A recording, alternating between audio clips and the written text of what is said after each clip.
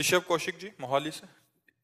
महाराज जी, आपके चरणों में कोटि कोटि प्रणाम। पूज्य महाराज जी, जब से मांस मदिरा धूम्रपान त्यागा है तब से शारीरिक कष्ट हो रहा है, अतः दुविधा में हूँ। महाराज जी मार्गदर्शन करें। जब मांस और मदिरा पीते थे खाते थे तो तुम्हारे अंदर अमरत्व आ रहा था क्या? जो गंदगी की है ना, उसको धुल जाने दो, इसी जन्म में धुल जाए अच्छा है, आगे तो बढ़िया रहेगा। जो आप किसी भी जीव का मांस खाते हैं तो उस जीव की हत्या होती है। उस जीव की हत्या करने वाला, खाने वाला, लाने वाला, बनाने वाला, ये सब नरकगामी होंगे। शास्त्रीय विधान नहीं है कि आप मुर्गा खाओ, शास्त्रीय विधान नहीं है आपके लिए कि आप मछली खाओ। शास्त्रीय विधान आपके लिए है 56 प्रकार के भोग, 36 व्यंजन, एक से एक शाकाहारी भोजन है। मांसाहारी अपने शास्त्रों में तो नहीं लिखा किसी के लिए कि मांस खाए, ऐसा नहीं लिखा हुआ है।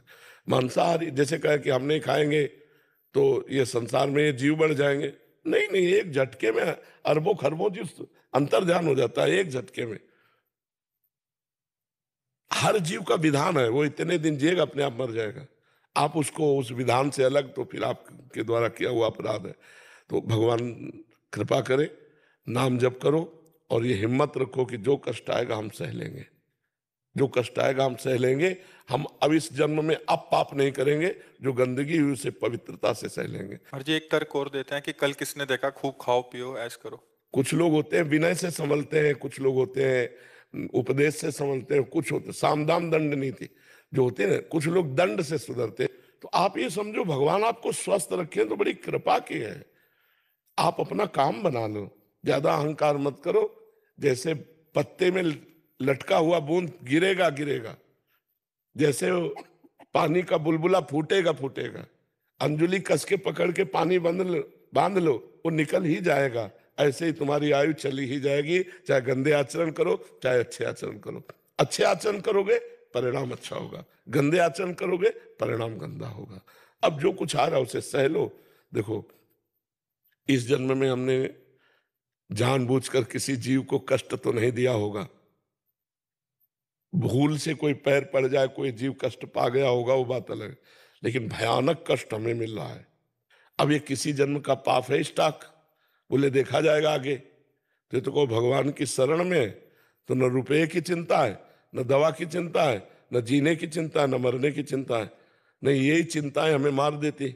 नहीं, भगवान की शरण में है, इसलिए तो इसलिए सह जाओ। महाराज जी राधा रानी के चरणों में आ गए हैं जी। हाँ बिल्कुल, अब सह जाओ। नहीं, वो मस्ती ठीक नहीं जो कल हमको हानि दे, वो मस्ती ठीक नहीं। अंकिता जी मेरठ से। राधा वल्लभ श्री हरिवंश महाराज। राधा वल्लभ श्री हरिवंश महाराज जी। महाराज जी, अगर माया भगवान के अधीन है तो भगवत भजन में लगे प्राणियों को क्यों घेरती है? जब तक अहंकार पूर्ण रूप से समर्पित नहीं हो जाता तब तक ये माया बाधा पहुंचाती रहती है। और जब अहंकार भगवान के चरणों में समर्पित हो जाता है तो माया बाधा नहीं, माता की तरह दुलार करती है। भक्तों के जीवन में दो पक्ष होते हैं। एक होता है जब तक अहंकार शेष रहता है तब तक परीक्षा होती रहती है, और जब अहंकार पूर्ण समर्पित हो जाता है तो गोद में ले लेते हैं। कोई भी भक्त का जीवन आप पढ़ के देखो, उसमें दो पार्ट होंगे। एक होगा उनकी कड़ी परीक्षा और एक होगा उनका फला फूला जीवन, बड़ा आनंदमय जीवन, बड़ा प्रकाशमय जीवन। तो अहंकार जब तक बना रहता है तब तक ये माया फिर प्रश्न करती है। जैसे देवऋषि नारद जी भक्त है, एक बार उनको अहंकार हो मैं काम विजयी हूं, तो भगवान ने रचना रच दी। फिर वो बड़े विचित्र दशा हुई, कथा कई बार सुना चुके हैं। तो जब भक्त के हृदय में अहंकार रहता है तब माया का प्रभाव रहता है, और जहां अहंकार रहित हुआ तो भक्ति ही भक्ति है, माया है नहीं।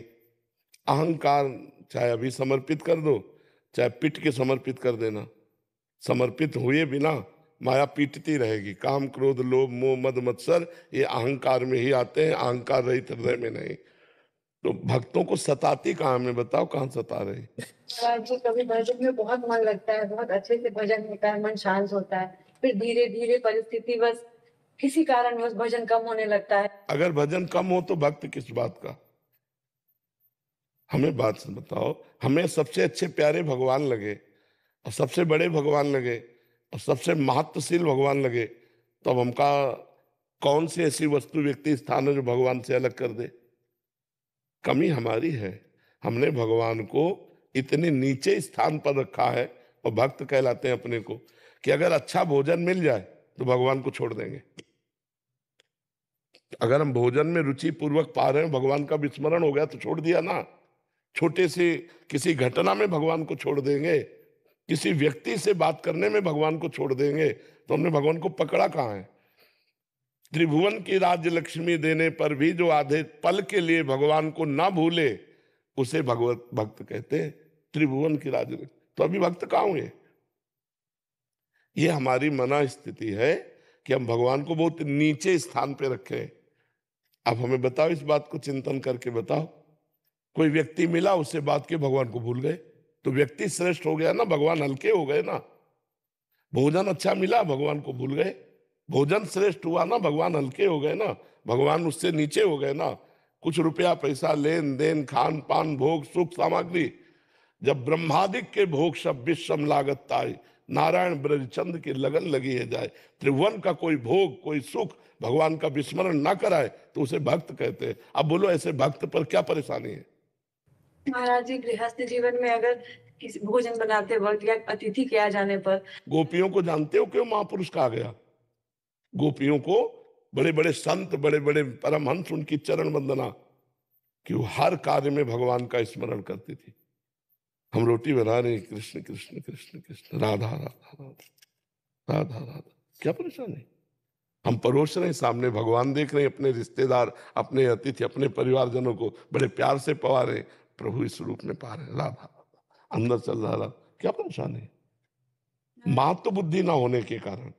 महाराज जी अभी ऐप में जैसे रिमाइंडर आ गया 15 मिनट पे, तो महाराज जी अगर 15 मिनट, ये क्या होता है? राधा नाम का रिमाइंडर लगा दे कि जैसे आप कहते हैं ना 5-5 मिनट में नाम जप करें, तो एक खत्म होगा। ऐप में हमने वो डाल दिया है। अच्छा, महाराज जी 15 आपकी आवाज में वो राधा मतलब श्री हरिवंश हर 15 हाँ, तो वो जुड़े रहे। अगर हमारी एक इंद्री जुड़ी ना, श्रवण इंद्री, तो भी हम जुड़े हैं, प्रभु से जुड़े हैं, और ये निरंतरता चलती रहेगी तो कोई माया नहीं। महाराज जी पूरा प्रयास करते कि बस अभी नाम जप ही करना, नाम जप करना, कि हाँ हर श्वास के साथ में नाम जप करना है। देखो बच्चा, हम समझ रहे हैं तुम्हारी बात, क्योंकि ये प्रश्न तुम्हारा नहीं, लाखों का प्रश्न है। ये लाखों का प्रश्न है कि हम प्रयास करते हैं लेकिन असफल रहते हैं। क्यों? क्योंकि अभी नाम में हमारी उतनी महत्व बुद्धि नहीं है बच्चा। हमारी जो भोगों में महत्व बुद्धि है, हम जहां छूट दे देते हैं, जहां सुख बुद्धि कर लेते हैं, वहां हमारा मन जाएगा, और जहां बिल्कुल कि नहीं, तो आज तक नहीं गया। नहीं तो चिंतन कैसे हो गया? चिंतन ही नहीं होगा। तो हमारा महत्व बुद्धि भगवान में, भजन में उतनी नहीं है, इसीलिए हमारा मन, प्रयास हम करते हैं, लेकिन जहां जहां सुख बुद्धि है वहां वहां मन जाता है, तत्काल अपहरण कर लेता है।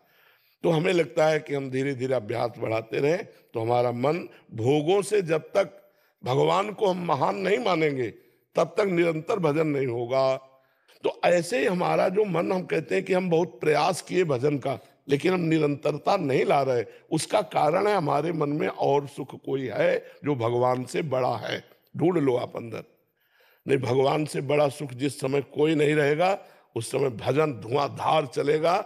जैसे कामी नारी प्यारी जिम, लोभी जिम प्रिय दाम, तिम रघुनाथ निरंतर प्रिय लागो महिराम। अभी भगवान प्रिय नहीं लग रहे, नहीं तो भजन तो रात दिन अपने आप चलता है, अपने आप होने लगेगा। आपने शरीर का कब भजन किया और शरीर को कब भूले, दोनों बातें मैं बता दूं। शरीर को कब भूले और शरीर का कब भजन किया आपने, दोनों बातें समझ में आ रही ना? ना तो शरीर का भजन किया और ना कभी शरीर को भूले। क्यों? क्योंकि शरीर को प्यार करते हो आप मैं मानकर, बस ऐसे ही भगवान को प्यार कर लो मेरे, तो कभी भूलोगे नहीं, कभी नहीं भूलोगे। जैसे हम सो के उठे, फिर हमें समझना पड़े कि मैं कौन हूं, मैं पुरुष हूं, मैं स्त्री हूं, मैं कहां हूं, ऐसा कुछ नहीं। उठे अपने कार्य में लग गए, क्यों?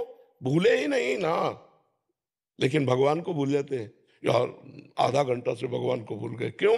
क्योंकि भगवान अभी शरीर के बराबर प्रिय नहीं है, अभी भोगों के बराबर प्रिय नहीं। ये खूब अंदर की मनन की भी बात हम आपको बता रहे, लिखी पढ़ी बात नहीं। जिस दिन भगवान का स्थान सबसे ऊंचे होगा, उस दिन भगवान का भजन निरंतर होगा, बिना प्रयास के होगा, अनायास होगा। अब ये सत्संग सुनते सुनते संसार के भोगों से राग रहित हो और भगवान को सर्वोच्च स्थान पर रखो, तो हर समय यह जो परे मुझ सहज स्वभाव श्री हरिवंश नाम रस चाओ नाव सुदृढ़ भव तरन को स्वभाव बन जाएगा। राधा राधा श्री हरिवंश राधा वल्लभ श्री हरिवंश स्वभाव बन जाएगा। राजेंद्र दास जी, जी जय सीताराम। महाराज जी, आपके चरणों में कोटि कोटि दंडवत साष्टांग प्रणाम। महाराज जी, कुछ समय पहले भजन करने में बहुत आनंद आता था, चिंतन भी अच्छा बनता था। अब भजन तो होता है पर पहले जैसा आनंद कहाँ गया, ना चिंतन बन रहा है। महाराज जी मार्गदर्शन करें। दो बातें इसमें हो सकती है, ढूंढ लेना। पहला, किसी वैष्णव का अपराध बन गया, मानसिक शारीरिक वाचिक, उससे हो जाता है। और दूसरा, कोई गलत आचरण, कोई गलत चिंतन, कोई गलत भोजन, तो उसके प्रभाव से ऐसा हो जाता है। अन्यथा आनंद बढ़ना चाहिए, घटना नहीं चाहिए। चिंतन बढ़ना चाहिए, घटना नहीं चाहिए। ये दो जगह ढूंढ लेना, भोजन गलत, चिंतन गलत, आचरण गलत, या किसी वैष्णव अपराध। इन दो डिपार्टमेंट, एक अपनी तरफ से गलती, एक वैष्णव की तरफ दोष दर्शन। इन दो से ही भजन में हानि होती है, नहीं तो बिना भजन के भी आनंद आता है। हम भगवान की शरण में इस बात से कितना सुख मिलता है। कोई यहाँ का पदाधिकारी आपसे को नंबर दे दे केवल कि कभी जरूरत पड़े और हाथ मिला ले, दोबारा जिंदगी में फोन ना उठावे तो छाती फुलाए घूमोगे। और अनंत ब्रह्मांडों का मालिक कह रहा है योगक्षेमम भाम्यहम केवल अनन्यस चिंतयन्तो माम, हम उनके दास है, फिर हमारे हृदय में उदासी हो, शोक हो, ऐसा कैसे हो सकता है। हर समय आनंद बढ़ता रहेगा, हर समय एक प्रफुल्लता रहे, मेरे प्रभु मेरे भगवान, और यही मेरे पास है, हर समय मेरे आस पास है। कहो सो कहाँ जहां प्रभु नाए, तो आनंद की कमी क्यों। या तो हमारे द्वारा गंदा आचरण कोई, या फिर हमारे द्वारा कोई वैष्णव अपराध। वही गंदा आचरण में खान पान व्यवहार देखना सुनना भोगना, इनको देख लो, और या फिर कोई संत महात्मा के प्रति दोष दर्शन, तो भजन रुक जाएगा। ओम प्रकाश जी, मध्य प्रदेश। राधे राधे। राधे राधे। महाराज जी, आपके चरणों में कोटि कोटि प्रणाम। गुरुदेव, जब हम पूर्णतः निष्पाप हो जाएंगे तो हमारा शारीरिक और मानसिक व्यवहार संसार के प्रति कैसा होगा। भगवत स्वरूप,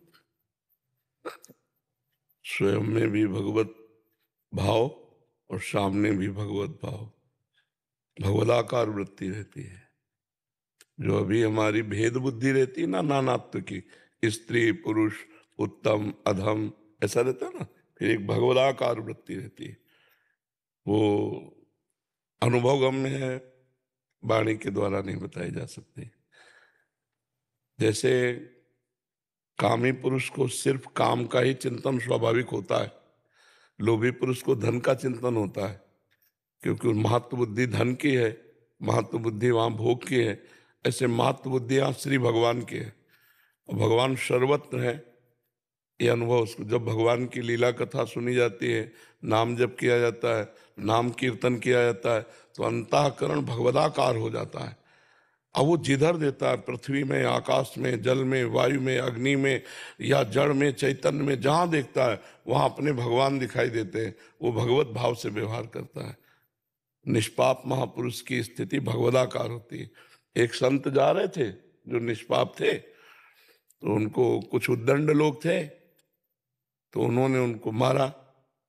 एक घटना है, तो उनके ऐसे सब खून निकल रहा था, और पीट के चले गए। कुछ उद्दंड लोग होते हैं। तो एक डॉक्टर गाड़ी से निकल रहा था, तो देखा अरे संत, तो गाड़ी में बैठाला, अपने अस्पताल ले गया। वहां उनकी सब पट्टी और सबकी गर्म दूध पिला रहा था, और पुलिस बुला ली थी। तो पूछा, महाराज जी आप सच्ची बताना, आप जानते उन लोगों को जिन्होंने मारा है। उनका हाँ जानते हैं। कौन हो? बोले आप ही तो हो। बोले महाराज जी की मानसिकता बिगड़ गई लगता है। बोले प्यारे अब छुप नहीं सकते, आपने ही मारा, आप ही लाए, और आप ही दूध पिला रहे हो, और आप ही पूछ रहे हो। मतलब वो भगवदाकार वृत्ति। तो फिर वो तो घबरा गए डॉक्टर कि हमको बेमतलब फंसा देंगे। फिर दूसरे जो भागवतिक विचार वाले थे, जो उनसे प्रश्न उत्तर किया, तो उनको समझ में आया तो भगवदाकार वृत्ति में है। आप ही मारने वाले हो, आप ही दूध पिलाने वाले हो, दूसरा कोई नहीं है। ये भाव, सिर्फ भगवतमयी वृत्ति, जिधर देखो उधर। जैसे निष्पाप हृदय हो गया नामदेव जी का, तो रोटी पका रहे थे विठ्ठल भगवान के भोग के लिए, तो घी लेने अंदर गए, इधर सब रोटी कुत्ते ने मुंह में उठाई और चल दिया। तो आप घी का कटोरा लेके पीछे दौड़ रहे, प्रभु रुक जाओ, घी चुपर देने दो, सूखी मत खाओ, नाथ आप सूखी मत खाओ। कुत्ते के पीछे नाथ नाथ हे प्रभु हे प्रभु। तो विट्ठल भगवान कुत्ते से प्रकट हो गए, क्योंकि कहो सो कहा जहां प्रभु नहीं। तो जिसकी भगवदाकार वृत्ति होती है वो विद्या विनय संपन्ने ब्राह्मणे गविहस्तनी सुनीचो सुपाके चा पंडिता समदर्शिना। विद्या विनय संपन्न ब्राह्मण में अर्थात परम पवित्र में, कुत्ते में, चांडाल में, हाथी में, गाय में, वो एक ही परमात्मा को देखकर व्यवहार करता है। समदर्शिना, सब जगह अपने प्रभु को देखता है। निष्पाप हृदय का लक्षण ये है। समझ पाए आप? बाबा एक अपराध हो गया मेरे से। मैं आप यहाँ से चरण पादुका लेके गया था आपसे, आपका प्रसाद करा के। उसमें क्या है, सितारे हैं और वो गड़ रहे हैं, तो मेरे को लग रहा कि मेरी वजह से आपको गड़ रहे हैं, मेरे को सितारे पादुका महाराज जी वो मोती लगे होंगे तो इनको लग रहा होगा कि अपनी भावना में कि गुरुदेव पहन रहे होंगे। कि मेरे वजह से आपको नहीं, तो उसमें आप उसमें भाव बदलो, उसमें भाव ये बदलो कि महाराज जी का एक्यूप्रेशर जब होना होता है तो इसमें चल भावना ही तो करनी। महाराज जी का स्वास्थ्य बिगड़ा है तो ये भगवान ने इसलिए लगा दिए कि वो जब ये पहनेंगे तो उनका एक्यूप्रेशर हो जाएगा, बस हो गया। आप तो मेरी वजह से आपको कांटा चुभ जाए, मैं जैसे नहीं, आपका भाव बहुत सुंदर है, भगवान आपके भाव की रक्षा करे। हम भाव वही है जो निगेटिव न जाने पाए, पॉजिटिव ले आवे। हर भाव को पॉजिटिव ले आवे। भक्त का लक्षण होता है हर भाव को सकारात्मक लेना। अब ये है कि हर समय तो आप बराबर प्लेन पहनते हो और कुछ समय खुरदरी पहनोगे ना तो आपका एक्यूप्रेशर हो जाएगा। ठीक है गुरुदेव भगवान, आप समझ गए, आप क्यों ऐसे ही लाए, बस हो गया। जाने से पहला मेरे को भेज दीजिएगा, जी किसी भी जोड़ी में भेज दीजिएगा, लेकिन आपके बिना मैं नहीं रह सकता महाराज जी। बहुत बहुत सुंदर भाव है, पर इसमें यह है कि भगवान का खेल होता है, जब जाना होता है तभी जाना होता है। इसमें ऐसा हो नहीं सकता वह अलग अलग भेजा जाएगा। तो इसलिए हमें लगता है राधा राधा राधा राधा जपे, और जब तक श्री जी रख रही तब तक रखे, जब बुला ले तो बुला ले, ऐसा रखे। आचार्य अंकित गोयल जी, राधे राधे। महाराज जी क्या हमारे कर्म से किसी की पीड़ा कम हो तो क्या ये ईश्वर विधान में बाधा है? नहीं नहीं, ईश्वर विधान है तभी आप उसकी पीड़ा कम कर सकते हैं, ऐसे कर ही नहीं सकते। आप पहुंच ही नहीं सकते ना आपकी दृष्टि में वो आएगा, ना आपकी श्रवण पथ में आएगा, ना आप उसके सानिध्य में जाएंगे।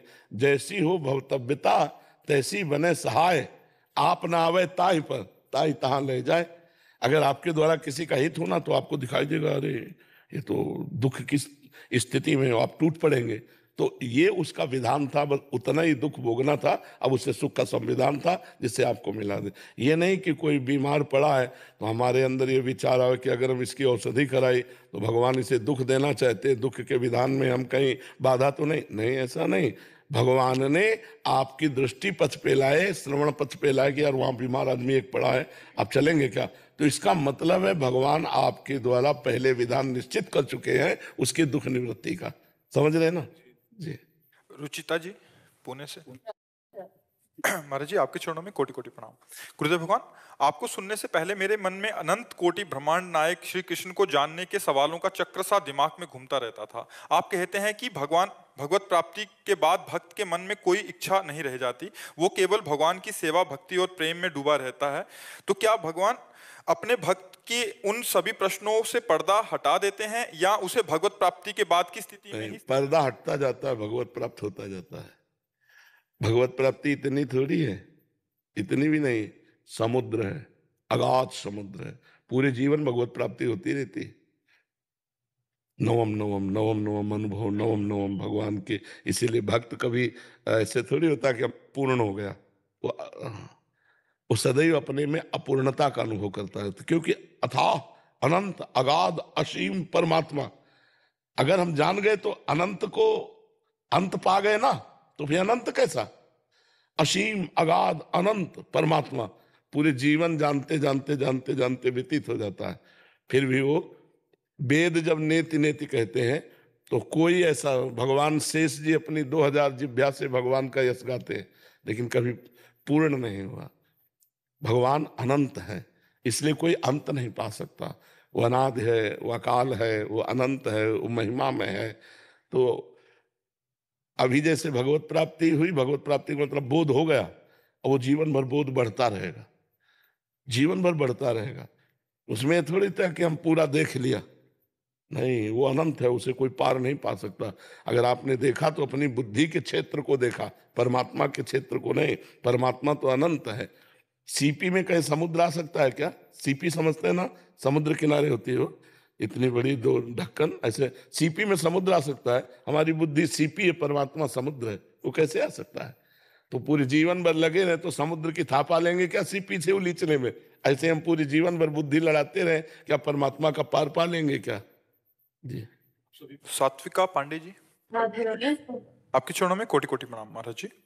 महाराज जी, मृत्यु इस संसार में बिल्कुल सत्य है, हम कैसे इसे प्राकृतिक रूप से दर्द और भयमुक्त बना सकते हैं? नाम जप करो, भगवान की लीला कथा सुनो, भगवान की सेवा करो, जिससे अंतःकरण पवित्र हो, तो ये ज्ञान हो जाए कि मृत्यु है ही नहीं। किसका प्रश्न है? मृत्यु किसकी है ही नहीं, मृत्यु किसी की नहीं है। पंचभूत आकृति बिखरी, पंचभूतों में मिल गए, जीव मन 5 ज्ञानेंद्रियां 5 कर्मेंद्रियां, इनको लेकर के आगे यात्रा शुरू की, कुछ नहीं मरा, ट्रांसफर हुआ, ट्रांसफर हुआ। 5 तत्व अपने तत्व में मिल गए, जीवात्मा इंद्रिय और मन के साथ आगे निकल गए। मृत्यु किसकी है? हाँ, जो देहाभिमानी जीव है उसको ज्ञान ना होने के कारण देह की भयंकर पीड़ा जब प्राण निकलते हैं उस समय उसे महसूस होती है। तो अगर हम भजन कर लें, भगवान की कृपा प्राप्त कर लें, तो जैसे मतवाले हाथी के गले से छोटी फूलों की माला टूटकर गिर जाए, उसे पता नहीं चलता, ऐसे ही भक्त की जब मृत्यु होती है तो उसे कोई कष्ट नहीं होता। मरने से सब जग डरा, मेरो मन आनंद, कब मरी हो कब भेटी हो पूर्ण परमानंद। मृत्यु कब है? उसको होता है जो अज्ञानी है और जो शरीर आसक्त है और जो भोगों में रत है। जो भगवान में रत है, जो भक्तिवान है, जो ज्ञानी है, उसे कष्ट नहीं होता। समझ रहे ना? हाँ बिल्कुल है। क्यों, आपको डर है क्या मृत्यु का? महाराज जी, जैसे हमारा शरीर है, जब एक चींटी काटते हैं तो हमें शरीर में ही दर्द होता है, तो इसीलिए वैसे ही मृत्यु। क्योंकि शरीर में आसक्त हो। देखो बच्चा, जैसे हम इस कपड़े में आसक्त हो और कोई इसे जरा सा फाड़े तो मुझे दर्द होगा ना? क्या मैं ये हूं क्या? नहीं ना। जिसमें आसक्त हो गया हूं, जैसे अभी हमें घटना सुनाई दे कि मथुरा में एक्सीडेंट हुआ, 5 लोग मरे, तो अपने लोग कहेंगे ना, क्यों डिस्टर्ब करते हो, सत्संग चल रहा है, बेमतलब की बात करते हो। बोले नहीं, उसमें तुम्हारे मौसिया थे। अच्छा, अब बात अब आ गई, क्योंकि तुम्हारा कोई था, अब हवा निकल गई, अब दिमाग खराब हो जाएगा। हमारा जहां कहीं भी दुख का लेस भी है वो संबंध से है, और शरीर को संबंध क्या मैं ही मान लिया? अब इस अज्ञान को हटाए बिना कष्ट तो लगेगा ही नहीं, तो कष्ट तो इस शरीर को भी है। दोनों किडनी फेल है, हर नस नाड़ी पीड़ा दे रही है, लेकिन आपको लग रहा है कि मैं परेशान हूं। क्यों? क्योंकि शरीर में कष्ट है और मैं प्रभु में हूं, तो बड़ा अंतराय है। कष्ट होते हुए भी नहीं है क्योंकि प्रभु में हूं। अब शरीर में होते तो अस्पताल में पड़े होते, प्रवचन थोड़ी कर रहे होते। तो अगर हम भगवान की भक्ति करें, भगवान के द्वारा प्रदत्त कृपा और ज्ञान में रहे, तो शरीर के आए हुए कष्टों को हम सह सकते हैं। एक दवा में इतना पावर है कि यहां इंजेक्शन लगा दो, यहां काटे, तो मैं देखते हुए भी परेशान नहीं होऊंगा, क्योंकि एक दवा ने मेरी त्वगेंद्री को शून्य कर दिया। तो क्या भगवान में इतनी ताकत नहीं? क्या भगवान नाम में इतनी ताकत नहीं जिन्होंने दवाओं में ताकत दी है कि हम उनका नाम जप कर रहे हैं, भारी से भारी कष्ट है पर हम विचलित नहीं है, क्योंकि भगवान हम पर कृपा किए। तो हम इसीलिए कहा, भक्ति, भक्तिमान हो या ज्ञानी, दो ही मृत्यु पर विजय प्राप्त कर सकते हैं, अन्यथा सबको पिसना होता है। चलती चक्की देख के दिया कबीरा रोए, और 2 पाटन के बीच में साबित बचा न कोई। तो चलती चक्की देख के दिया कमाल ठठाए, और राहे सहारे कील के तो बाल न बाका जाए। पूरी चक्की चलती है, उस दाने का बाल बाका नहीं होता जो कील के समीप सरक गया, वो समूचे बना रहता है।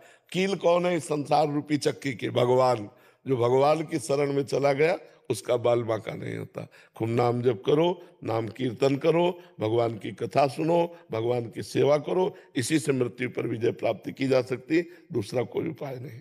शिवम मिश्रा जी, कानपुर। हमारे माई श्यामा जो को राज। महाराज जी, आपके चरणों में कोटि कोटि प्रणाम। महाराज जी, आपका हृदय से धन्यवाद। आपकी वाणी से देश के हम जैसे युवाओं को जीवन सफल बना है। महाराज जी, आंध्र प्रदेश में एक कह रहे हैं कि नेवी और आर्मी की एक अभ्यास चल रहा था, जिसमें एक आर्मी टैंकर के अंदर बैठे देश के सैनिक को यूट्यूब पर सत्संग सुनते देखा। वो पल देखकर ऐसा लगा कि आर्मी टैंकर नहीं मानो वृंदावन धाम हो, ऊपर तोप का गोली और नीचे महाराज जी की बोली। कह रहे उस दिन मतलब अलग सा लगा। और ऐसे ही महाराज जी आप। हाँ महाराज जी, सब आपकी कृपा है, जहाँ रह रहे वहीं वृंदावन धाम आपकी कृपा से अनुभव हो रहा है। ऐसे ही कृपा बनाए रहे। आप खूब नाम जप करो और सच्चाई से जो सेवा मिली है वो भगवान की पूजा मान के करो, इसी में विजय मिलती जाएगी। जो सेवा मिली है उसे भगवान की पूजा मानो, चाहे गोली चलाना हो और चाहे कोई सानी हो, चाहे व्यापार हो, चाहे नौकरी हो, ये सब सृष्टि भगवान की है। सेवा मान के करो, नाम जप करो, बहुत आनंद में। गलत आचरण करने से ठीक नहीं है। जो हमें कर्तव्य कर्म मिला है अगर हम सही ढंग से करें तो भगवान उसी से प्रसन्न हो जाएंगे। भगवान ने 4 परिवार के लोग दिए हैं तुम्हें, उन्हीं को प्यार करो, उन्हीं को अच्छे से पालो पोषो, उन्हीं में भगवान को देखो, तुम्हारा मंगल हो जाएगा। क्योंकि भगवान यही चाहते हैं। आपको गृहस्थ बनाया, आपको एक देशभक्त बनाया, आपको एक किसान बनाया, आपको एक व्यापारी बनाया। आप अपने अपने कार्य को अच्छे प्रकार से करो तो बढ़िया भगवान प्रसन्न हो जाए। भगवान एक पिता है यार, वो स्वार्थी आदमी थोड़ी है कि तुम उनका भजन करो तो तुम्हें प्यार करेंगे। समझ रहे हो कि नहीं?